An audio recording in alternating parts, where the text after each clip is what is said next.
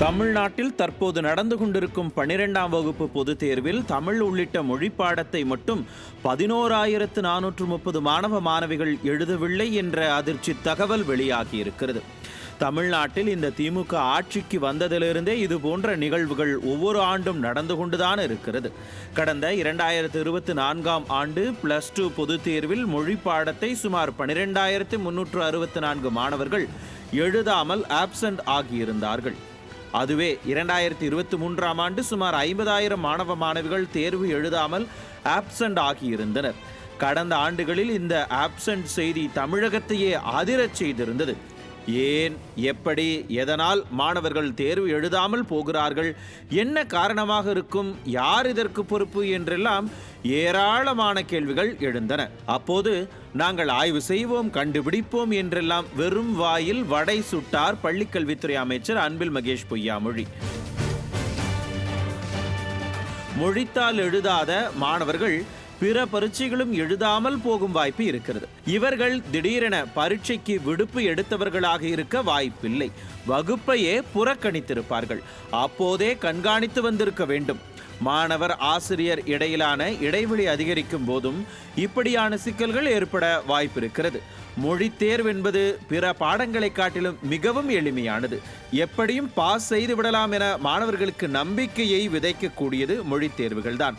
அப்படியான தேர்வுகளையே அவர்கள் புறக்கணித்திருக்கிறார்கள் என்றால் சிக்கல் பாடத்தில் இல்லை, பள்ளி கல்வித்துறையில் இருக்கிறது என்றுதானே அர்த்தம். பள்ளிகளுக்கு தொடர்ச்சியாக 3-4 மாதம் ஒரு மாணவர் வரவில்லை என்றாலே அந்த மாணவர்களின் பெயர் வருகை பதிவேட்டிலிருந்து நீக்கப்படுவது வழக்கம். சம்பந்தப்பட்ட மாணவர்களின் பெற்றோர்களுக்கு தகவல் சொல்லி அவர்களை அழைத்து விசாரணை நடத்தி டிசி வழங்குவதற்கும் அந்த காலங்களில் நடவடிக்கை எடுப்பதும் வழக்கம். ஆனால் திமுக ஆட்சிக்கு வந்ததிலிருந்து ஒரு மாணவர் 8 மாதங்கள் பள்ளிகளுக்கு வரவில்லை என்றாலும் கூட அவரது பெயர் வருகை பதிவேட்டிலிருந்து நீக்கம் செய்வதே கிடையாது என்றும், பள்ளிக்கல்வித்துறையின் புள்ளி விவரங்களை கண்காணிக்கக்கூடிய எமிஸ் இணையதளத்திலிருந்தும் மாணவர்களின் பெயர் நீக்கப்படுவது இல்லை எனவும் பள்ளிகளில் இருக்கும் ஆசிரியர்களே குற்றம் சாட்டுகிறார்கள். மாணவர்கள் இடைநிற்றல், சமூக ஏற்றத்தாழ்வுகள், பொருளாதார சிக்கல்கள் என்று எத்தனையோ காரணிகளை காரணமாக சொல்லி இந்த அரசு தப்பித்துக் கொள்ள பார்க்கலாம். ஆனால் தவறு இழைத்தது என்னவோ பள்ளி கல்வித்துறை தானே.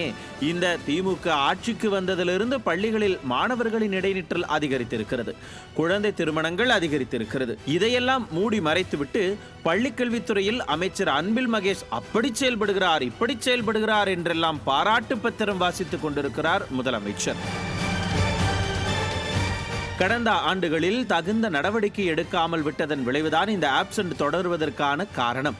மொழிக்காக போலி போராட்டம் நடத்தும் திராவிட மாடல் ஆட்சியில் மொழி தேர்வை கூட முறையாக நடத்த முடியாமல் போனதுதான் வேதனையின் உச்சம். நியூஸ் ஜே செய்திகளுக்காக இணையாசிரியர் மனோஜ்குமார் கோபாலன்.